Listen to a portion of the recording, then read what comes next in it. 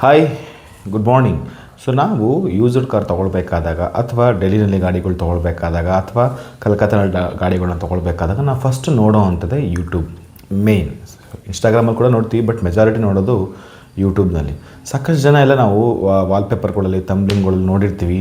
15,000ಕ್ಕೆ car, 30,000ಕ್ಕೆ car, Mercedes 2 lakh, Toyota Fortuner 5 lakh, ಹಿಂಗೆಲ್ಲ ದೊಡ್ಡ ದೊಡ್ಡ ತಮ್ಲಿಂಗ್ಗಳೆಲ್ಲ ಇಟ್ಕೊಂಡು ವೀಡಿಯೋದಲ್ಲಿ ಕೂಡ ಅದೇ ಇರುತ್ತೆ. ಹಾಗಾದರೆ ಆ ಥರ ವೆಹಿಕಲ್ಸ್ಗಳನ್ನ ತೊಗೋಬಾರ್ದು. ಆ್ಯಕ್ಚುಲಿ ಅದರದ್ದು ರಿಯಾಲಿಟಿ ಏನು ಅನ್ನೋದ್ರ ಬಗ್ಗೆ ಇವತ್ತಿನ ವೀಡಿಯೋದಲ್ಲಿ ಚರ್ಚೆ ಮಾಡೋಣ.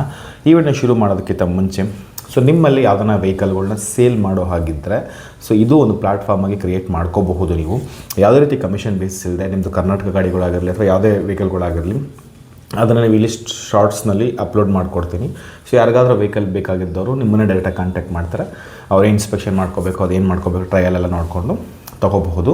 ಇವನ್ ತೊಗೊಳ್ಬೇಕಾದ್ರೂ ಕೂಡ ಕಾಮೆಂಟ್ ಮಾಡಿ. ನಿಮ್ಗೆ ಯಾವ್ದಾನ ವೆಹಿಕಲ್ಗಳು ನಮ್ಮ ಕಮೆಂಟ್ಸ್ ನೋಡೋವಂಥವ್ರಿಗೆ ಹೆಲ್ಪ್ ಆಗುತ್ತೆ. ಅವರು ಕೂಡ ನಿಮಗೆ ರಿಪ್ಲೈ ಮಾಡಿ ಗಾಡಿನ ಸೇಲ್ ಕೂಡ ಮಾಡುವಂಥ ಆಪ್ಷನ್ಸ್ ಕೂಡ ಇರುತ್ತೆ. ವಿಡಿಯೋದಲ್ಲಿ ಮುಂದುವರಿಯೋಣ. ಮೊದಲನೇದಾಗಿ ನೀವು ಅರ್ಥ ಮಾಡ್ಕೋಬೇಕಾಗಿರೋಂಥ ವಿಷಯ, ಈ ಯೂಟ್ಯೂಬರ್ಸ್ಗಳು ಏನಿದಾರೋ 2 ಲಕ್ಷ 3 ಲಕ್ಷಕ್ಕೆ ಈ ಕಾರು ಆ ಕಾರು ಅಂತ ಏನು ಡೌಗಳು ಮಾಡ್ಕೊಂಡು ಮಾರ್ತಾಯಿದ್ದಾರೋ ಇವ್ರಿಗೆ ಏನರಲ್ಲಿ ತೊಗೊಂಡು ನೋಡಿದ್ರೆ ಬುದ್ಧಿ ಬರುತ್ತೋ ಅಂತಲೇ ಗೊತ್ತಿಲ್ಲ. First of all and especially ದೆಹಲಿನಲ್ಲಿ ಇವ್ರುಗಳು ಹಾವಳಿ ಸಿಕ್ಕಾಪಟ್ಟೆ ಜಾಸ್ತಿ ಆಗಿಬಿಟ್ಟೈತೆ. 6 ಕೊಡ್ರೆ ಅತ್ತೆ ಕೊಡೆ, 3 ಕೊಟ್ಟರೆ ಸೊಸೆ ಕೊಡೆ ಅನ್ನೋವಾಗೆ ಯಾರು ಎಷ್ಟು ಕೊಡ್ತಾರೋ ಆ ಕಡೆ ಹೋಗ್ತಾ ಇರ್ತಾರೆ, ಅದನ್ನು ವೀಡಿಯೋಗಳು ಮಾಡ್ತಾ ಇರ್ತಾರೆ. ಸಿಂಪಲಾಗಿ ಹೇಳ್ಬೇಕಂದ್ರೆ ಸ್ಕ್ರ್ಯಾಪ್ನ ಅಡ್ವರ್ಟೈಸ್ಮೆಂಟ್ ಮಾಡಿ ಮಾರಾಟ ಮಾಡುವಂಥವರಲ್ಲಿ ಈ ಕಾಲ್ಡ್ ಯೂಟ್ಯೂಬರ್ಸ್ಗಳು ಅಥವಾ ಇನ್ಫ್ಲೂಯೆನ್ಸ್ಗಳು ಏನಿದಾರೋ ಈ ನನ್ನ ಮಕ್ಕಳುಗಳು ಕೆಲಸ. ಸಿಂಪಲ್. ಇವ್ರಿಗೆ ಆ ಗಾಡಿ ನಿಜವಾಗ್ಲೂ ಚೆನ್ನಾಗಿದೆಯೋ ಇಲ್ವೋ, ಆ ಗಾಡಿ ಗಂಧ ಗಾಳಿ ಏನೂ ಗೊತ್ತಿರೋದಿಲ್ಲ. ಸುಮ್ಮನೆ ಅವ್ರು ಕೊಡೋವಂಥ ಒಂದು ಚಿಲ್ಲರೆ ಕಾಸಿಗೋಸ್ಕರ ಒಂದು ವೀಡಿಯೋಸ್ಗಳು ಪೋಸ್ಟ್ ಆಗುತ್ತೆ, ವೀಡಿಯೋಸ್ಗಳು ವೈರಲ್ ಆಗುತ್ತೆ, ಎಲ್ಲ ನೋಡ್ತಾರೆ, ಸೌತವರೆಲ್ಲ ನೋಡ್ತಾರೆ, ಬರ್ತಾರೆ, ಅದು ಸಬ್ಸ್ಕ್ರೈಬ್ಗಳು ಜಾಸ್ತಿ ಆಗುತ್ತೆ. ಹಿಂಗೆಲ್ಲ ಒಂದಷ್ಟು ಆಸ್ಪೆಕ್ಟ್ಗಳಿಂದ ಅವ್ರೇನು ಮಾಡ್ತಾರೆ, ವೀಡಿಯೋಸ್ಗಳು ಮಾಡೋದಕ್ಕೆ, ಅದನ್ನು ಅಪ್ಲೋಡ್ ಮಾಡೋದಕ್ಕೆ ಅಲ್ಲಿ ಬರ್ತಾರೆ. ಸಿಂಪಲ್, ಬೇರೆ ಇನ್ನೇನೂ ಇರೋಲ್ಲ. ಅವ್ರು ನಿಜವಾಗ್ಲೂ ನನ್ನ ವೀವರ್ಸ್ಗೆ, ನನ್ನ ವೀವರ್ಸ್ಗೆ ನ್ಯಾಯ ಒದಗಿಸಬೇಕು ಅನ್ನೋದು ಯಾವ ಒಂದು ತಲೆಯಲ್ಲಿ ಕೂಡ ಅವ್ರಿಗೆ ಇರೋದಿಲ್ಲ. ಇದು ನೀವು ನೆನಪಿಟ್ಕೋಬೇಕಾಗಿರುವಂಥ ವಿಷಯ. ಯಾಕಂದರೆ ಅವ್ರಿಗೆ ಅದರಿಂದ ಲಾಭ ಇಲ್ಲ. ಅವ್ರಿಗೆ ವ್ಯೂಸ್ ಹೋಗಬೇಕು, ಸಬ್ಸ್ಕ್ರೈಬರ್ಗಳು ಜಾಸ್ತಿ ಆಗಬೇಕು, ಮತ್ತು ಈವನ್ ಕೊಡೋವಂತಹ ಒಂದಷ್ಟು ಚಿಲ್ಲರೆ ಹಣ, ಈ 3ಕ್ಕೋಸ್ಕರ ಅಷ್ಟೇ ಅವನು ಅಲ್ಲಿ ವೀಡಿಯೋಸ್ ಮಾಡೋದು. ಇದು ನೆನಪಿಟ್ಕೊಳ್ಳಿ. ನಮ್ಮ ಹಾಗೆ ಕರ್ನಾಟಕದಲ್ಲಿರುವಂಥ ಯೂಟ್ಯೂಬರ್ಸ್ ಕೂಡ ಕೆಲವರು ಇದ್ದಾರೆ, ಅವ್ರ ಬಗ್ಗೆ ನೆಕ್ಸ್ಟ್ ವಿಡಿಯೋದಲ್ಲಿ ಹೇಳ್ತೀನಿ. ಬಟ್ ನಾನು ಹೇಳ್ತಿರೋದು ಇವತ್ತು ಪ್ಯೂರ್ ದೆಹಲಿ ಮತ್ತು ಕಲ್ಕತ್ತಾದಲ್ಲಿ ನಡೆಯುವಂತಹ ಯೂಟ್ಯೂಬರ್ಸ್ಗಳು ಏನು ಇನ್ಫ್ಲೂಯೆನ್ಸ್ ಮಾಡ್ತಾರೋ, ಫೇಸ್ಬುಕ್ ವೀಡಿಯೋಸ್ಗಳಲ್ಲಿ, ಇನ್ಸ್ಟಾಗ್ರಾಮ್ ವೀಡಿಯೋಸ್ಗಳಲ್ಲಿ, ಯೂಟ್ಯೂಬ್ ವೀಡಿಯೋಸ್ಗಳಲ್ಲಿ ಅಂಥವ್ರ ಬಗ್ಗೆ ನಾನು ಇವತ್ತು ಮಾತಾಡ್ತಾ ಇರೋವಂಥದ್ದು. ಇವರು ಫಸ್ಟ್ ಆಫ್ ಆಲ್ ಅರ್ಥ ಮಾಡ್ಕೋಬೇಕಾಗಿರೋದು, ಯಾವ ಗಾಡಿಗಳು ಸೇಲ್ಸ್ಗಳು ಆಗೋದಿಲ್ವೋ ಅಂಥ ಗಾಡಿಗಳನ್ನೇ ಇವರು ಟಾರ್ಗೆಟ್ ಮಾಡಿ ಅವ್ರ ಹತ್ರ ಹೋಗಿ ಮಾತಾಡಿ ನಿಮ್ಮ ಪ್ರಮೋಟ್ ಮಾಡಿಕೊಡ್ತೀವಿ, ನಿಮ್ಮದು ಇನ್ಫ್ಲೂಯೆನ್ಸ್ ಮಾಡಿಕೊಡ್ತೀವಿ, ಸೋಷಿಯಲ್ ಮೀಡಿಯಾದಲ್ಲಿ ಹಾಕ್ತೀವಿ, ಒಂದು ವೀಡಿಯೋಗೆ ಇಷ್ಟು ನಿಮಿಷ ವೀಡಿಯೋಗೆ ಇಷ್ಟು ವ್ಯೂಸ್ಗೆ ಇಷ್ಟು ಅಂತ ಹೇಳಿ ಮೊದಲೇ ಮಾತಾಡ್ಕೊಂಡ್ಬಿಟ್ಟಿರ್ತಾರೆ. ಹಾಗಾಗಿ ಅವ್ರಿಗೆ ಊಟ ಉಪಚಾರಗಳು, ಕ್ಯಾಬ್ ಚಾರ್ಜಸ್ಸು ಎಲ್ಲನೂ ಕೂಡ ಇವರೇ ಕೊಡ್ತಾರೆ. ಅವ್ರಿಗೆ ಏನು ಬೇಕೋ ಚಿಲ್ಲರೆ ಕಾಸನ್ನು ಕೂಡ ಇವರೇ ಕೊಡ್ತಾರೆ. ಓಕೆ. ಹಾಗಿದ್ದರೆ ಅಲ್ಲಿ ತೋರಿಸೋವಂಥ 15,000ಕ್ಕೆ ಕಾರು, 30,000ಕ್ಕೆ ಕಾರು, 1 ಲಕ್ಷಕ್ಕೆ ಕಾರು ಹೀಗೆ ಸಿಗುತ್ತೆ. ನಿಜನ? ಖಂಡಿತ ಸಿಗುತ್ತೆ. ಅದರಲ್ಲಿ ಅವ್ರು ಏನು ಹೇಳಿದಾರೋ ವೀಡಿಯೋದಲ್ಲಿ ಅದೆಲ್ಲನೂ ಕೂಡ ನಿಜ ಇರುತ್ತೆ. ಅದು ಯಾವುದು ಸುಳ್ಳಲ್ಲ, ನಿಜ. ಬಟ್ ಯಾಕೆ ನಾನು ಈ ಥರ ಹೇಳ್ತಿದ್ದೀನಿ ಅಂತ ಹೇಳಿದ್ರೆ, ಯಾವ ಗಾಡಿಗಳು ಸೇಲ್ಸ್ ಆಗಲ್ವೋ, ಯಾವ ಗಾಡಿಗಳು ಸ್ಕ್ರ್ಯಾಪ್ ಕಂಡೀಷನ್ಗೆ ಹೋಗೋಕ್ಕಿಂತ ಮುಂಚೆ, ಇದು ಹೆಂಗೆ ಅಂತ ಹೇಳಿದ್ರೆ, ನೆನ್ನೆ ಮಿಕ್ಕಿರೋ ಅನ್ನ ಇವತ್ತು ಯಾರೋ ತಿನ್ನಲಿಲ್ಲ ಅಂದರೆ ನಾಯಿಗೆ ಹಾಕ್ತೀವಲ್ವಾ, ಆ ಥರ. ಇವತ್ತು ಯಾರೋ ತಿನ್ನಲಿಲ್ವಲ್ಲ ಅವರೇ ನಾವು. ಇವತ್ತು ತಿನ್ನಲಿಲ್ಲ ಅಂದರೆ ನಾಳೆ ಅದು ನಾಯಿಗೆ ಹೋಗುತ್ತೆ, ಹಂಗೆ ಅಲ್ಲಿ ಸ್ಕ್ರ್ಯಾಪ್ಗೆ ಹೋಗುತ್ತೆ. ಆ ಹೋಗೋಕ್ಕಿಂತ ಮುಂಚೆ ಇರುವಂತಹ ಲಾಸ್ಟ್ ಆಪ್ಷನ್ಗೆ ಇಂಥ ಇನ್ಫ್ಲೂಯೆನ್ಸರ್ಗಳನ್ನ, ಇಂಥ ಯೂಟ್ಯೂಬರ್ಸ್ಗಳನ್ನ ಅಲ್ಲಿ ಯೂಸ್ ಮಾಡ್ಕೊಳ್ತಾರೆ. ಮತ್ತು ಅವ್ರಿಗೂ ಕೂಡ ಅದೇ ಬೇಕಾಗಿರುತ್ತೆ. ಇಷ್ಟೇ, ಇದೇ ಮ್ಯಾಟ್ರ್, ಇನ್ನೇನಿಲ್ಲ. ಈ ಥರ ವೆಹಿಕಲ್ಸ್ಗಳು ತೊಗೊಳ್ಳೋದ್ರಿಂದ ನಿಮಗೆ ನಿಜವಾಗ್ಲೂ ಗಾಡಿದು ಒಂದು ಚಾಸಿ ತೊಗೊಂಡಿದ್ದೀನಿ ಅನ್ನೋ ಫೀಲ್ ಬಿಟ್ಟರೆ, ಗಾಡಿ ತೊಗೊಂಡಿದ್ದೀನಿ ಅನ್ನೋ ಸಮಾಧಾನ ನಿಮಗೆ ಖಂಡಿತ ಕೊಡೋಲ್ಲ. ಅಲ್ಲಿ ಹೇಳೋವಂತಹ ಒಂದು 70% 70 to 75% ನಿಮಗೆ ಸ್ಕ್ರ್ಯಾಪ್ ಕಂಡೀಷನಲ್ಲಿ ಇರುತ್ತೆ ಗಾಡಿಗಳು. ಯಾವುದೇ ಕಾರಣಕ್ಕೂ ಕೂಡ ಅಲ್ಲಿ ಹೇಳೋವಂಥ ಬೆಲೆಗೆ 2 ಲಕ್ಷಕ್ಕೆ ಡಸ್ಟರ್ ಕೊಡ್ತೀನಿ, 1.5 ಲಕ್ಷಕ್ಕೆ ಟೆರಾನೋ ಕೊಡ್ತೀನಿ, 1.5 ಲಕ್ಷಕ್ಕೆ ಸಫಾರಿ ಕೊಡ್ತೀನಿ, ಹೀಗೆಲ್ಲ ಕೊಡ್ತಿದ್ದಾರೆ ಅಂತ ಹೇಳಿದ್ರೆ ಅರ್ಥ ಮಾಡ್ಕೊಳ್ಳಿ. ಅವರೆಲ್ಲ ಕಾರ್ ಡೀಲರ್ಗಳು. ಅವ್ರು ಯಾರು ಕೂಡ ಮಿನಿಮಮ್ 50,000 1 ಲಕ್ಷ ಡಿಫ್ರೆನ್ಸ್ ಅಮೌಂಟ್ ಇಟ್ಕೊಳ್ದೇ, ಲಾಭ ಇಟ್ಕೊಳ್ದೇ ಅವ್ರು ಯಾರೂ ಮಾರಾಟ ಮಾಡಲ್ಲ. ಆ ಗಾಡಿಗೆ ಅವ್ರು 1 ಲಕ್ಷ 2 ಲಕ್ಷ ರೂಪಾಯಿ ಕೊಟ್ಟು ಮಾರಕ್ಕೆ ರೆಡಿ ಇದ್ದಾರೆ, ಅಷ್ಟು ಕಮ್ಮಿ ಕೊಡೋಕೆ ರೆಡಿ ಇದ್ದಾರೆ ಅಂದರೆ ನಿಜವಾಗ್ಲೂ ಆ ಗಾಡಿ ಎಷ್ಟಕ್ಕೆ ಸಿಕ್ತು ಅವನಿಗೆ, ಇದನ್ನು ಯೋಚನೆ ಮಾಡಿ. ಅದಲ್ಲದೆ ಆ ವೀಡಿಯೋ ಮಾಡೋಕ್ಕೆ ಪ್ರಮೋಷನ್ಗೂ ಕೂಡ, ಮಾರ್ಕೆಟಿಂಗ್ ಕೂಡ ದುಡ್ಡು ಕೊಡ್ತೀನಿ ಅಂತ ಹೇಳಿದ್ರೆ, ಆ ದುಡ್ಡೇನು ಎಲ್ಲನೂ ಕೊಡೋಲ್ಲ, ಇದು ನಮ್ಮಿಂದನೇ ಕೊಡೋದು. ಸೊ ಹಿಂಗಿರ್ಬೇಕಾದ್ರೆ ಈಗ ಒಂದು ಎಕ್ಸಾಂಪಲ್ ನಾನು ಹೇಳ್ತೀನಿ, 2 ಲಕ್ಷ ರೂಪಾಯಿಗೆ ಒಂದು ಟಾಟಾ ಸಫಾರಿ 2015ನೇ ಇಸ್ವಿ ಮಾಡಲ್ ಒಂದು 3 ಲಕ್ಷ ರೂಪಾಯಿ ಕೊಡ್ತಾ ಇದ್ದಾನೆ ಅಂತ ಹೇಳಿದ್ರೆ, ಮೇ ಬಿ ಆ ಗಾಡಿ ಟ್ಯಾಂಪರಿಂಗ್ ಆಗಿರುತ್ತೆ ಅಥವಾ ಮೆಕ್ಯಾನಿಕಲ್ ಇಶ್ಯೂಸ್ ಆಗಿರುತ್ತೆ. ಇಟ್ಸ್ ಓಕೆ, ಅದು ಪ್ರಾಬ್ಲಮ್ ಅಲ್ಲ, ಅದು ದೊಡ್ಡ ವಿಷಯನೇ ಅಲ್ಲ, ಅದು ಸಿಗುತ್ತೆ. ಅದೇ ಗಾಡಿಗಳು ಕೆಳಗಡೆ ಚಾಸಿನ ಕಿತ್ತೋಗಿದ್ರೆ, ಇಂಜಿನ್ ಹೊರಟೋಗಿದ್ರೆ, ಅಥವಾ ಬೇರೆ ಗಾಡಿದು ಇಂಜಿನ್ ಕಿತ್ತಾಕಿದ್ರೆ, ಸ್ಪೇರ್ ಪಾರ್ಟ್ಸ್ಗಳು ಚೇಂಜ್ ಆಗಿದ್ರೆ, ಅಥವಾ ಕಳ್ತನದ ಗಾಡಿ ಆಗಿದ್ರೆ, ಅಥವಾ ಕ್ರೈಮಲ್ಲಿ ಇನ್ವಾಲ್ವ್ಮೆಂಟ್ ಆಗಿರೋ ಗಾಡಿಗಳಾಗಿದ್ದರೆ, ಟ್ರಾಫಿಕ್ ಡಿಪಾರ್ಟ್ಮೆಂಟಲ್ಲಿ ನಿಂತಿರುವಂಥ ಗಾಡಿಗಳಾಗಿದ್ದರೆ, ಅದು ಹರಾಜು ಆಗಿರೋವಂಥ ಗಾಡಿ ಆಗಿದ್ರೆ, ಸೀಸ್ಡ್ ಆಗಿರ್ತದೆ, ಇಂಜಿನ್ ಸೀಸ್ ಆಗಿರೋ ಗಾಡಿನ ಎಷ್ಟಷ್ಟು ರೆಡಿ ಮಾಡಿಬಿಟ್ಟು ತಂದು ಮಾರೋವಂಥದ್ದಾಗಿರ್ತದೆ. ಏನು ಬೇಕಾದರೂ ಆಗಿರಬಹುದು, ಏನು ಬೇಕಾದ್ರೂ ಆಗಿರಬಹುದು. ಅಥವಾ ಅದು ಗಾಡಿ ಓಡಿಸೋಷ್ಟೇ ಇರುತ್ತೆ ಕೆಪಾಸಿಟಿ, ನೀವು ಅಲ್ಲಿಂದ ಇಲ್ಲಿ ದುಡ್ಡು ಕೊಟ್ಟು ತಂದಮೇಲೆ ಅದು ಓಡ್ದೇ ಇರಬಹುದು. ಹಂಗಾಗಿದೆ ಅದು ಆ್ಯಕ್ಚುಲಿ. ಸೊ ಹಾಗಾಗಿ ಗ್ಯಾರಂಟಿ ಇಲ್ಲ. ಇಲ್ಲಿಗೂ ಅಲ್ಲಿಗೂ ಅಜಗಜಾಂತರ ವ್ಯತ್ಯಾಸ ಖಂಡಿತ ಯಾವುದರಲ್ಲೂ ಇರೋದಿಲ್ಲ. ನೆನ್ಪಿಟ್ಕೊಳ್ಳಿ, ನಾನು ಇವತ್ತು ಮಾತಾಡ್ತಿರೋದು ಮಿಡ್ ಸೆಗ್ಮೆಂಟ್, ಲೋ ಸೆಗ್ಮೆಂಟ್ ಮತ್ತು higher segment, not premium segment. ಈ ಥರ ಗಾಡಿಗಳು ಆಲ್ಟೋಯಿಂದ ಹಿಡಿದು ಫಾರ್ಚುನರ್ವರೆಗೂ ಏನು ಇದೆಲ್ಲ ನಿಮ್ಗೆ ಏನಾಗುತ್ತೆ, ಇದೆಲ್ಲ ಪ್ರೀಮಿಯಂ ಕ್ಯಾಟಗರಿಯಲ್ಲಿ ಇರೋ ಕೆಲವು ಬರುತ್ತೆ. ಬಟ್ ಮೆಜಾರಿಟಿ ಇದನ್ನ ಮಿಡ್ ಸೆಗ್ಮೆಂಟ್ ಅಥವಾ ಹೈಯರ್ ಎಂಡ್ ಸೆಗ್ಮೆಂಟ್ ಅಂತಲೇ ಕರೆಯೋದು. ಈ ಸೆಗ್ಮೆಂಟ್ಲಿರೋಂಥ ಗಾಡಿಗಳು ನಿಮಗೆ ಇಲ್ಲಿಗೂ ಅಲ್ಲಿಗೂ ಕೇವಲ 1-2 ಲಕ್ಷ ರೂಪಾಯಿ ಅಷ್ಟೇ ಡಿಫ್ರೆನ್ಸ್ ಇರುತ್ತೆ, ತೀರಾ ಡಿಫ್ರೆನ್ಸ್ ಬರೋದಿಲ್ಲ. ಎಕ್ಸಾಂಪಲ್, ಒಂದು ಈಗ ಸ್ಕಾರ್ಪಿಯೋನೇ ಹೇಳ್ತೀನಿ. ಈಗ ಸ್ಕಾರ್ಪಿಯೋ ಬಂದು ಇಲ್ಲಿ 10 ಲಕ್ಷ ಓಡ್ತಿದೆ, 2018ನೇ ಇಸ್ವಿ ಗಾಡಿ, ಕ್ಲಾಸಿಕ್ S11 ಮಾಡಲು, ಇಲ್ಲೊಂದು 10 ಲಕ್ಷ ಓಡ್ತಿದೆ ಅಂತ ಅಂದ್ಕೊಳ್ಳೋಣ. ಅಲ್ಲಿ ನಿಮಗೊಂದು ಇದು 7 ಲಕ್ಷ ರೂಪಾಯಿಗೆ ಸಿಗುತ್ತೆ, ರೈಟ್? ಚೆನ್ನಾಗಿರೋ ಗಾಡಿ, ಫಸ್ಟ್ ಓನರ್ ಗಾಡಿ, ಸೂಪರಾಗಿರೋ ಕಂಡೀಷನ್ ಗಾಡಿ, excellent service record, proper maintenance ಇರೋ ಗಾಡಿ ನಿಮ್ಗೊಂದು 7 ಲಕ್ಷ ರೂಪಾಯಿಗೆ ಸಿಗುತ್ತೆ ಅಂತ ಅಂದ್ಕೊಳ್ಳೋಣ. ಆ 7 ಲಕ್ಷ ರೂಪಾಯಿಗೆ ನೀವು ಇಲ್ಲೆಲ್ಲ ಟ್ಯಾಕ್ಸ್ ಎಲ್ಲ ತಗೊಂಡ್ಬಿಟ್ಟು ಎಲ್ಲ ಆ್ಯಡ್ ಮಾಡಿದ್ರೆ ನಿಮ್ಗೊಂದು 1.5 ಲಕ್ಷ ರೂಪಾಯಿ ಎಕ್ಸ್ಟ್ರಾ ಆ್ಯಡ್ ಆಗುತ್ತೆ. 7 + 1.5 ಎಷ್ಟಾಯಿತು? 8.5 ಆಯಿತು. ಕರ್ನಾಟಕದಲ್ಲಿ ಎಷ್ಟು? 10, 7.5 ಆಯಿತು. ಟೋಟಲ್ ಎಷ್ಟಾಯಿತು? ನಿಮಗೆ 2 ಲಕ್ಷ ರೂಪಾಯಿ ಸೇವ್ ಆಯಿತು. ಇಷ್ಟೇ, ಇದಕ್ಕಿಂತ ಮಾರ್ಜಿನ್ ಜಾಸ್ತಿ ಅದರಲ್ಲಿ ಇರಲ್ಲ. ಈಗ ನೀನು ಅದೇ ಸ್ಕಾರ್ಪಿಯೋ ಗಾಡಿ ನಿಮಗೆ 7 ಲಕ್ಷ ಸಿಗೋ ಗಾಡಿ ನಿಮ್ಗೆ ಅಲ್ಲಿ 3 ಲಕ್ಷಕ್ಕೆ ಸಿಗ್ತಿದೆ ಅಂತ ಹೇಳಿದ್ರೆ ನೀವು ತಲೆ ಉಪಯೋಗಿಸಿ, ಇದೇನೋ ಡಿಫ್ರೆಂಟ್ ಇರೋ ಗಾಡಿ ಅಂತ ಅರ್ಥ, ರೈಟ್? ಸಿಂಪಲಾಗಿ ಅರ್ಥ ಮಾಡ್ಕೊಳ್ಳಿ. ಸೊ ಹಾಗಂತ ಹೇಳಿ ನೀವು ಅಲ್ಲಿ ತೊಗೋಬೇಡಿ ಅಂತ ಹೇಳ್ತಿಲ್ವ. ಕೆಲವು ಏನು ಮಾಡ್ತಾರೆ ಅಂದರೆ, ಅಲ್ಲಿ ಯಾವ ರೀತಿ ಇರುತ್ತೆ ಮಾರ್ಕೆಟ್ ಅಂತ ಹೇಳಿದ್ರೆ, ಒಳ್ಳೆಯದು ಕೆಟ್ಟದ್ದು ಎರಡು ಮಿಕ್ಸ್ ಇರುತ್ತೆ. ಮತ್ತು ಆ ಒಬ್ಬರಿಂದ ಒಬ್ರಿಗೆ ಲಿಂಕ್ ಇರುತ್ತೆ. ಈಗ ನೀವು ಯಾವುದೋ ಒಂದು ಹೋಗ್ತೀರ, ಏನೋ ಒಂದು ಶಾಪ್ಗೆ ಹೋಗ್ತೀರ, ಏನೋ ಶಾಪಲ್ಲಿ ಎಲ್ಲ ಗಾಡಿಗಳು ನಿಂತಿರ್ತದೆ, ನಿಮಗೆ ಬ್ರೀಝಾ ಗಾಡಿ ಬೇಕು, ಬ್ರೀಝಾ ಗಾಡಿ ನಿಂತಿರಲ್ಲ. ಬಟ್ ನೀವು ಕೇಳ್ತೀರ, ಅವನು ಕೇಳ್ತಾನೆ, ಯಾವ ಸರ್ ಬನ್ನಿ ಯಾವ್ದು ಬೇಕು ಬನ್ನಿ ಆವು ಬಕ್ರ ಆವು ಅಂತ ಹೇಳಿ ಕರೀತಾರೆ. ನೀವು ಅಂತ ನೀವು ಹೋಗ್ತೀರ, ಅವ್ನಿಗೆ ಅರ್ಥ ಆಗ್ಬಿಡ್ತದೆ ನೀವು ಸೌತಿಂದ ಬಂದಿರೋದು, ಕರ್ನಾಟಕದವ್ರು ಅಂತ ಗೊತ್ತಾಗ್ಬಿಡ್ತದೆ. ಈಗ ಅವ್ನಿಗೆ ಎಲ್ಲೆಲ್ಲ ಎಳಿಯೋಕ್ಕೆ ಸಾಧ್ಯ ಇದೆ ಎಲ್ಲ ಹೇಳ್ತಾರೆ. ನೀವು ಕೇಳ್ತೀರ, ನನಗೆ ಯಾವುದೋ ಈ ಕ್ಲಾಸ್ ಬೇಕು ಅಂತೀರ, ಈ ಕ್ಲಾಸ್ ಗಾಡಿ ಅವನ ಹತ್ರ ಇರಲ್ಲ, ಬಟ್ ಅವ್ನು ತರ್ಸ್ಕೊಂಡು ಕೊಡ್ತಾನೆ. ನೀವು ಎಷ್ಟು ಬಜೆಟ್ ಅಂತ ಫಸ್ಟ್ ಕೇಳ್ಕೊತಾನೆ. ನೀವು ಒಂದು 6 ಲಕ್ಷ 7 ಲಕ್ಷ ಅಂತ ಹೇಳ್ತೀರಾ, ಹೌದಾ ಸಿಗುತ್ತೆ ಆಯಿತು ಮಾಡ್ಕೊಡ್ತೀನಿ ಅಂತೇಳಿ ಅವ್ನು ಏನು ಮಾಡ್ತಾನೆ, 6 ಲಕ್ಷ 7 ಲಕ್ಷ ಅಂತ ನೀವುವರೆಗೂ ಮಾಡೋಕ್ಕೆ ರೆಡಿ ಇದ್ದರೂ ಕೂಡ ಅವ್ನು ನಿಮಗೆ ಸರ್ಚ್ ಮಾಡೋದು ಬೇರೆಯವ್ರ ಹತ್ರ 3 ಲಕ್ಷ 4 ಲಕ್ಷ ಗಾಡಿ. ನೆನ್ಪಿಟ್ಕೊಳ್ಳಿ ನೋಡಿ, ಅಲ್ಲಿಂದಲ್ಗೆ ಮೋಸ. ಎಷ್ಟು ಲಕ್ಷ ಡಿಫ್ರೆನ್ಸ್ ಆಯಿತು? 2-3 ಲಕ್ಷ ಡಿಫ್ರೆನ್ಸ್ ಆಯಿತು. 3 ಲಕ್ಷ 4 ಲಕ್ಷ ಗಾಡಿಯಿಂದ ತಂದ್ಬಿಟ್ಟು ತಳ್ಕೊಬಳಕು ಎಲ್ಲ ಮಾಡಿಬಿಟ್ಟು ಮೊದಲೆಲ್ಲ ಪೇಂಟಿಂಗ್ ಎಲ್ಲ ಟಿಂಕರಿಂಗ್ ಎಲ್ಲ ಮಾಡಿ ಸೆಟಪ್ ಮಾಡಿ ಇಟ್ಟಿರ್ತಾರೆ. ಗಾಡಿ ಓಡಿಸೋ ಥರ ಇರಬೇಕಷ್ಟೆ, ಅಷ್ಟೇ. ಬಕ್ರ ನಂಬಬೇಕಂದ್ರೆ ಏನು ಬೇಕು ಅಷ್ಟು ಬೇಕು, ರೆಡಿ ಮಾಡಿಟ್ಟಿರ್ತಾರೆ ಅಷ್ಟೇ ವಿನಃ ನಿಮ್ಗೆ ಸೂಪರ್ ಚಂದವಾಗಿ ಎಲ್ಲ ಆ್ಯಂಗಲಿಂದನೂ ಚೆನ್ನಾಗಿರೋ ಗಾಡಿಗಳು ಅಲ್ಲಿ ಸಿಗೋಲ್ಲ. ನೆನ್ಪಿಟ್ಕೊಳ್ಳಿ, ಎಲ್ಲ ಮಾಡಿಟ್ಟಿರ್ತಾರೆ. ನಿಮ್ಗೆ ಅಲ್ಲಿಂದ ಇಲ್ಲಿಗೆ ಸಿಗುತ್ತೆ ಭಯ್ಯ ಹಂಗೆ ಹಿಂಗೆ ಅಂತೇಳಿ ಹೇಳ್ಬಿಟ್ಟು ಕರೆಸ್ಬಿಟ್ಟು ನಿಮ್ಮ ಗಾಡಿ ನೋಡ್ತಾರೆ. ನೀವು ಮರ್ಸಿಡೀಸ್ ನೋಡಿದ ತಕ್ಷಣ ನಿಮಗೆ ಈ ಕ್ಲಾಸ್ ನೋಡಿದ ತಕ್ಷಣ ಈ ಕ್ಲಾಸ್ ಸೂಪರಾಗಿರ್ತದೆ, ಎಕನಾಮಿಕಲ್ ಕ್ಲಾಸ್ ಸಖತ್ತಾಗಿರ್ತದೆ ಗಾಡಿ. ಆಬ್ವಿಯಸ್ಲಿ ಅದು ಹಳೆ ಆಗಿನ ಕಾಲದಲ್ಲೇ ಒಳ್ಳೊಳ್ಳೆ ಫೆಸಿಲಿಟಿಗಳೆಲ್ಲ ಇತ್ತದರಲ್ಲಿ.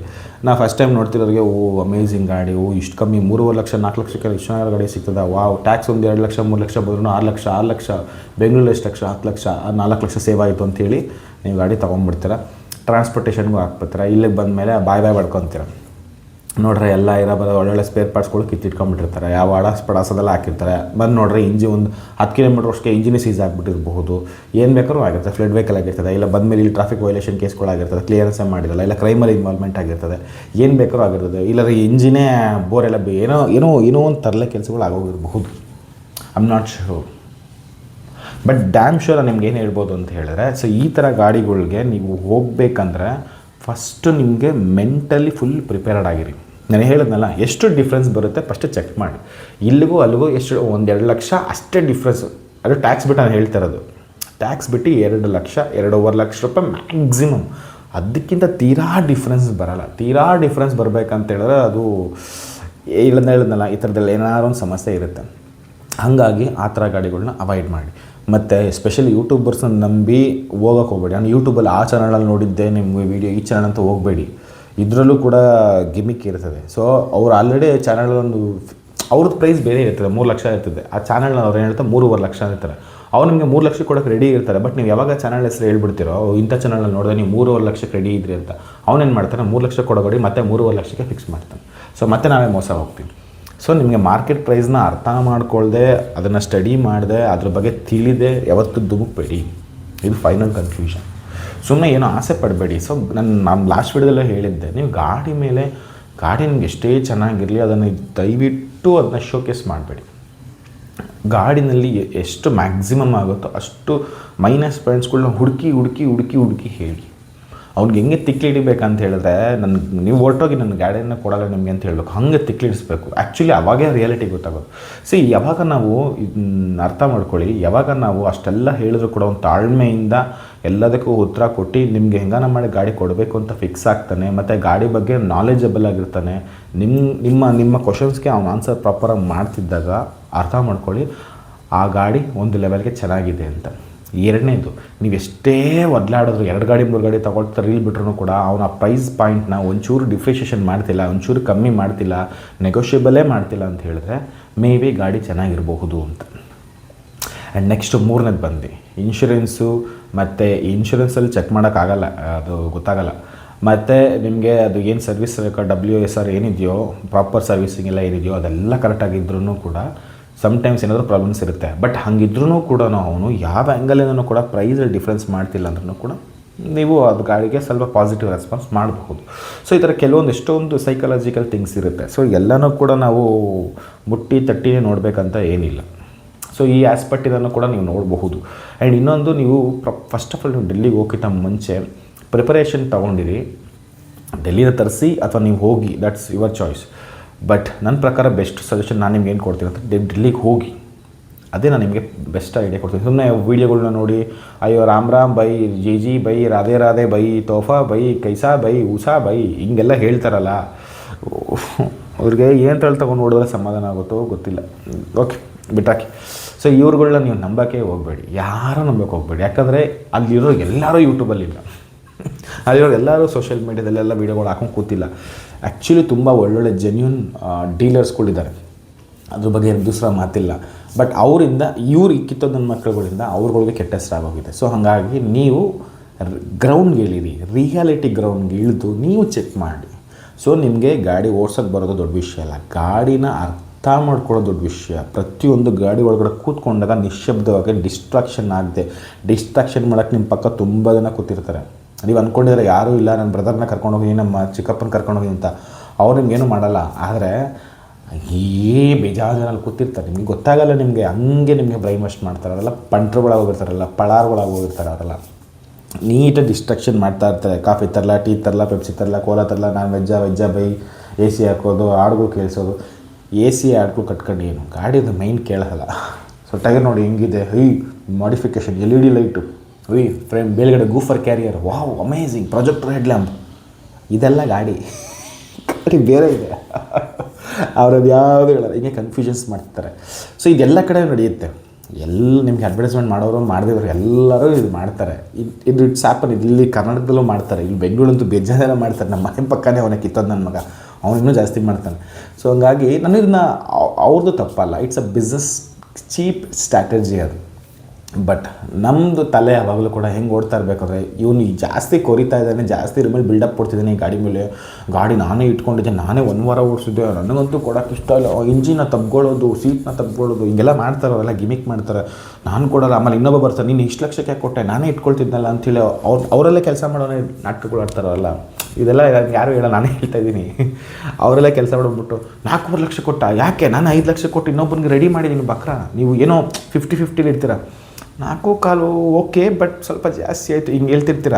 ಅವ್ನಿಗೆ ಅರ್ಥ ಆಗ್ಬಿಡ್ತಿದೆ. ಆವಾಗ ಡ್ರಾಮಾ ಮಾಡೋಕ್ಕೆ ಇನ್ನೊಬ್ಬನ ಕರೀತಾನೆ, 4.25 ಕೊಟ್ಟೆ, ಅಯ್ಯೋ ಅವ್ನು 5 ಕೊಡ್ತಿದ್ದೆ ಅಂತ. ನೀನು ಸುಮ್ಮನೆ ಅವ್ನಿಗೆ ಡೀಲ್ ಮಾಡಬೇಡ, ಕ್ಯಾನ್ಸಲ್ ಮಾಡಿಬಿಡು, ನಾನು ಅವ್ನು ಕರ್ಕೊಂಬರ್ತಿದ್ದೀನಿ ಅಂದ್ಬಿಟ್ಟು ಅವ್ರ ಕಡೆ ಯಾರೋ ಒಬ್ರು ಕರ್ಕೊಂಬಂದು ಆ್ಯಕ್ಟ್ ಮಾಡಿಸ್ತಾ ಇರ್ತಾರೆ. ಇಟ್ಸ್ ಅ ಗಿಮಿಕ್ ಅಷ್ಟೇ. ನೀವು ಇಲ್ಲ ನಾನೇ ತಗೊಳ್ತೀನಿ ಅಂತ ಹೋಗ್ಬಿಡ್ತೀರ. ಅವ್ರಿಗೆ ಅರ್ಥ ಆಯ್ತಾ, ಬಕ್ರ ಹಳ್ಳಕ್ಕೆ ಬಿತ್ತು ಅಂತ. This is reality.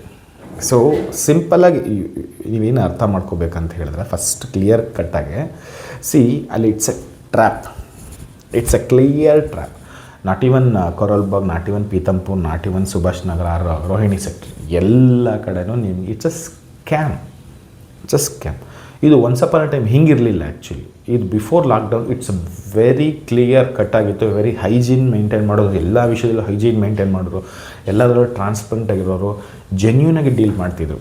But after lockdown ಯಾವಾಗ ಯೂಸರ್ ಕಾರ್ಸ್ಗೆ ವ್ಯಾಲ್ಯೂ ಜಾಸ್ತಿ ಆಯಿತೋ ಅಲ್ಲಿ ಅವನ ಅಜ್ಜಿನ ಪಿಂಡ ಜಾಸ್ತಿ ಕ್ರಿಯೇಟ್ ಮಾಡೋಕ್ಕೆ, ಮೋಸ ಮಾಡೋ ಕ್ರಿಯೇಟ್ ಮಾಡಿತ್ತು. ಮತ್ತು ಇದ್ರ ಜೊತೆಗೆ ನಾರ್ಮ್ಸ್ಗಳು ಜಾಸ್ತಿ ಇಲ್ಲಿ ಬಂತು, ಗೌರ್ಮೆಂಟು ಟರ್ಮ್ಸ್ ಆ್ಯಂಡ್ ಕಂಡೀಷನ್ಸ್ಗಳು ಜಾಸ್ತಿ ಆಗಿ ಶುರುವಾಯಿತು. ಸೊ ಅವ್ರಿಗೆ ಪ್ರೆಸರ್ ಬೀಳೋಕ್ಕೆ ಶುರುವಾಯಿತು, ಸೇಲ್ಸ್ ಮಾಡೋಕ್ಕೆ ಶುರುವಾಯಿತು. ಆವಾಗ ಶುರು ಮಾಡ್ಕೊಂಡಿದ್ದೆ ಈ ಸ್ಕ್ಯಾಮ್ಸ್. ಈ ಮೀಟರ್ ಟೆಂಪರಿಂಗ್ ಮೊದಲಿಂದನೂ ಇತ್ತು, ಬಟ್ ಆಮೇಲೆ ಜಾಸ್ತಿ ಆಯಿತು. ಈ ಸ್ಕ್ರ್ಯಾಪ್ ಕಂಡೀಷನ್ ಇರೋ ಗಾಡಿಗಳಿಗೆ ಸ್ವಲ್ಪ ತಳ್ಕೊಬಳ್ಕೊ ಮಾಡಿ ಬೇರೆ ಕಡೆ ಇಂಜಿನ್ಗಳು ಪಾರ್ಟ್ಸ್ಗಳು ತಂದುಬಿಟ್ಟು ಮಾರೋದು, ಹಿಂಗೆಲ್ಲ ಆಗುತ್ತೆ. ಮತ್ತು ಇನ್ನೂ ನಿಮಗೆ ಗೊತ್ತಿರಲಿ, ಈ ಕೊರಲ್ಬಾಗ್ ಬರೀ ಕೇವಲ ಇದಕ್ಕೆ ಮಾತ್ರ ಫೇಮಸ್ ಅಲ್ಲ, ಅಲ್ಲಿ ಚೀಪ್ ಸ್ಪೇರ್ ಪಾರ್ಟ್ಸು ಕೂಡ ಫೇಮಸ್. ನಿಮ್ಗೆ ಯಾವ ಗಾಡಿ ಸ್ಪೇರ್ ಪಾರ್ಟ್ಸ್ ಕೂಡ ಅಲ್ಲಿ ಸಿಗುತ್ತೆ. ನೀವು ಕಾಶ್ಮೀರಿ ಗೇಟ್ಗೆ ಹೋದ್ರೂ ಸ್ಪೇರ್ ಪಾರ್ಟ್ಸ್ಗಳು ಸಿಗುತ್ತೆ, ಆಕ್ಸಸರಿ ಸಿಗುತ್ತೆ, ಎಲ್ಲ ಸಿಗುತ್ತೆ.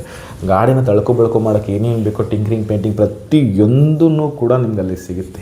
ಇಲ್ಲ ಅನ್ನೋಂಗಿಲ್ಲ, ಎಲ್ಲನೂ ಚೀಪಾಗಿ ಸಿಗುತ್ತೆ. ಚೀಪಾಗಿ ಮಾಡಿಕೊಡೋರು ಸಿಗ್ತಾರೆ. ಆದರೆ ನೀವು ಚೀಪ್ ಆಗೋಕ್ಕೆ ಹೋಗಬೇಡಿ. ಡೆಲ್ಲಿಯಲ್ಲಿ ನೀವು ಕಾರ್ ತಂದರೆ ನಿಜವಾಗ್ಲೂ ದುಡ್ಡನ್ನ ಉಳಿಸ್ತೀರ, ಅದರಲ್ಲಿ ಎರಡು ಮಾತಿಲ್ಲ. ಆದರೆ ಬಕ್ರ ಆಗೋದನ್ನು ತಡಿಬೇಕು. ಬಕ್ರ ಆಗೋದನ್ನೇ ದುಡ್ಡು ಉಳಿಸ್ಬೇಕು ಅಂತ ಹೇಳಿದ್ರೆ, ಸೊ ಯಾವಾಗಲೂ ಅಷ್ಟೇ, ನೀವು ಹೋಗ್ಬೇಕಾದ್ರೆ ಒಂದು 2-3 ಗಾಡಿನ ತಲೆಯಲ್ಲಿ ಇಟ್ಕೊಂಡು ಹೋಗಿರಿ. ಒಂದೇ ಗಾಡಿಗೆ ಸ್ಟಿಕ್ ಆನ್ ಆಗಬೇಡಿ. ಒಂದು ಎರಡನೇದು ಬಂದು ಯಾವುದೇ ಯೂಟ್ಯೂಬನ್ನು ನೋಡ್ಕೊಂಬಂದೆ ಅಂತ ಹೇಳಕ್ಕೆ ಹೋಗಬೇಡಿ. ಅಲ್ಲಿ ರೆಫರಲ್ ತೊಗೊಳ್ಳಿ, ಜಾಗ ಜಿ ಪಿ ಎಲ್ಲ ಅದರಲ್ಲೇ ಕೊಟ್ಟಿರ್ತಾರೆ. ಅವರು phone number, GPS location, marketing place ಏನೇನಿದೆ ಎಲ್ಲ ಇನ್ಫಾರ್ಮೇಷನ್ ಅದರಲ್ಲೇ ಕೊಟ್ಟಿರ್ತಾರೆ. ಮತ್ತು ನೀವು ಅದನ್ನು ಒತ್ತಿ ಹೇಳಬೇಡಿ. ಯೂಟ್ಯೂಬಲ್ಲಿ ಬಂದರೆ ನೀವು 30% ಡಿಸ್ಕೌಂಟ್ ಕೊಡ್ತೀರಂತೆ, 50% ಕೊಡ್ತಿರ್ತಾರೆ, ನೀವು ಒತ್ತಿ ಹೇಳಕ್ಕೆ ಹೋಗಬೇಡಿ. ಅವ್ರು 30% ಸುಮ್ಮನೆ ತಿಕ್ಲ ಅವ್ನು ಕೊಡೋಕ್ಕೆ ರೇಟ್ನ ಜಾಸ್ತಿ ಮಾಡಿ ಮತ್ತೆ 30% ಮತ್ತೆ ಮೈನಸ್ ಮಾಡ್ತಾನೆ. 30 ರೂಪಾಯಿ ಏರಿಸ್ಬಿಟ್ಟು 20 ರೂಪಾಯಿ ಡಿಸ್ಕೌಂಟ್ ಕೊಟ್ಟು ಮತ್ತೆ 10 ರೂಪಾಯಿ ನಿಮಗೆ ಲಾಸ್ ಮಾಡ್ತಾನೆ. ಹಂಗಾಗಿ ಅದನ್ನು ಒತ್ತಿ ಹೇಳಕ್ಕೆ ಹೋಗಬೇಡಿ. ಮೂರನೇದು ವೆರಿ ಇಂಪಾರ್ಟೆಂಟ್, ಗಾಡಿದ ತೊಗೊಳೋದು ಕಿಂಗ್ ನೀನು ಆಗಬೇಕಂತ ಹೇಳಿದ್ರೆ ಅಲ್ಲಿ ಹೋಗಿ ಪೆಂಗೆ ಥರ ಆಡೋದನ್ನು ನಿಲ್ಲಿಸ್ಬೇಕು. ಓವರ್ ಕ್ಯೂರಿಯಾಸಿಟಿ, ಓವರ್ ಎಂಥೂಸಿಯಸಮ್ ಫೀಲ್ ಮಾಡೋದು. ನೋ, ನೀವು ಬೆಂಗಳೂರಲ್ಲಿ ಹೆಂಗೆ ಡೀಲ್ ಮಾಡ್ತೀರಾ ಅದನ್ನ ಯೋಚನೆ ಮಾಡಿ. ಬೆಂಗಳೂರು ನೀವು ಹಂಗೆ ಆಡ್ತೀರಾ? ಇಲ್ಲ ತಾನೆ. ಮಾಮೂಲಿ ಹೋಗ್ತೀರಾ, ನೋಡ್ತೀರಾ, ಅಯ್ಯೋ ಅದಿಲ್ಲ ರೀ ಇದಿಲ್ಲ ರೀ ಅಂತ ಹೇಳ್ತೀರಾ. ಸೇಮ್ ಟು ಸೇಮ್ ಅಲ್ಲೂ ಹಂಗೆ ಇರಬೇಕು. ನಮಗೆ ಲ್ಯಾಂಗ್ವೇಜ್ ಮ್ಯಾಟ್ರ್ ಆಗೋಲ್ಲ. ನಿಮಗೆ ಒಳಗೆ ದಿಲ್ಲಿದ್ರೆ ಲ್ಯಾಂಗ್ವೇಜ್ ಮ್ಯಾಟ್ರ್ ಆಗೋಲ್ಲ. ಅದೆಲ್ಲ ಯಾಕೆ ಕಿತ್ತೋದು ನನ್ನ ಮಕ್ಕಳು ವರ್ಷಾನುಗಟ್ಟಲೆ ಬಿದ್ದಿರಲ್ವ? ಇಲ್ಲಿ ಭಾಷೆ ಕಲಿಯೋಲ್ಲ ಮುಂಡೆ ಮಕ್ಕಳು ಏನೂ ಇಲ್ಲ, ಇಲ್ಲೆಲ್ಲ ಇರಲ್ವ? ಬೇರೆ ದೇಶದಿಂದ ಎಲ್ಲ ವಲಸೆ ಬರ್ತಾರೆ, ಇಲ್ಲೆಲ್ಲ ಬಾಳ್ವೆ ಮಾಡಲ್ಲ. ಆಫ್ಟರ್ ಆಲ್ ಒಂದು ಕಾರ್ ಡೀಲ್ ಮಾಡೋಕ್ಕಾಗಲ್ಲ. ಬೇರೆ ಊರಿಗೆ ಹೋಗ್ಬಿಟ್ಟು ಆರಾಮಾಗಿ ಮಾಡ್ಬೋದು. ತುಂಬ ಜನಕ್ಕೆ ಇನ್ಫೀರಿಯರ್ ಕಾಂಪ್ಲೆಕ್ಸ್ ಇದೆ. ಅಲ್ಲೆಲ್ಲ ಹೋಗಿ ಹೆಂಗೆ ಮಾತಾಡೋದು, ಅವ್ರುಗಳು ನೋಡ್ರಿ ಇಷ್ಟು ಎತ್ತರವಾಗಿರ್ತಾರೆ. ನೋ, ಇಲ್ಲಿ ಎತ್ತರ ಅವೆಲ್ಲ ಮ್ಯಾಟ್ರ್ ಆಗೋಲ್ಲ.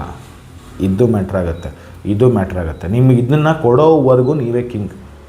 ಇದನ್ನು ಕೊಟ್ಟಮೇಲೆ ನೀವೇನು ಮಾತಾಡೋಕ್ಕೆ ಹೋಗ್ಬಾರ್ದು. ಜಸ್ಟ್ ಫಾರ್ಮಾಲಿಟೀಸ್ ಮುಗಿಸ್ಕೊಂಡು ಬರಬೇಕು. ಇದನ್ನು ನಿಮ್ಮ ತಲೆಗೆ ಇಟ್ಕೊಳ್ಳಿ. ನೀವು ಹೋಗಿ ನನಗೆ ಹಂಗೆ ಬೇಕು, ನನಗೆ ಈ ಬಜೆಟ್ ನೀವು ಯಾವತ್ತೂ ಹೇಳಕ್ಕೆ ಹೋಗ್ಬೇಡಿ. ಅವ್ರಿಗೆ ನೀವು ಬಜೆಟ್ ಹೇಳಿದ್ರೆ ಕೆಟ್ರಿ. ಬಜೆಟ್ ಹೇಳಿದ್ರೆ ಬಜೆಟ್ನಲ್ಲಿ ಸ್ಕ್ರ್ಯಾಪ್ಗಳನ್ನ ಫಸ್ಟ್ ಹುಡುಕ್ತಾರೆ. ಫಸ್ಟ್ ಪ್ರಿಯಾರಿಟಿ ಅವ್ರಿಗೆ ಸ್ಕ್ರ್ಯಾಪ್ ಕಂಡೀಷನ್ಗೆ ಹೋಗುವಂಥ ಗಾಡಿಗಳನ್ನ ಮಾರಾಟ ಮಾಡೋದು. ಯಾಕಂದ್ರೆ ಅದರಲ್ಲೇ ಅವ್ರಿಗೆ ಮಾರ್ಜಿನ್ ಜಾಸ್ತಿ ಇರುತ್ತೆ, ಲಾಭ ಜಾಸ್ತಿ ಇರುತ್ತೆ, ಅವ್ರಿಗೆ ಟೈಮ್ ಸೇವ್ ಆಗುತ್ತೆ.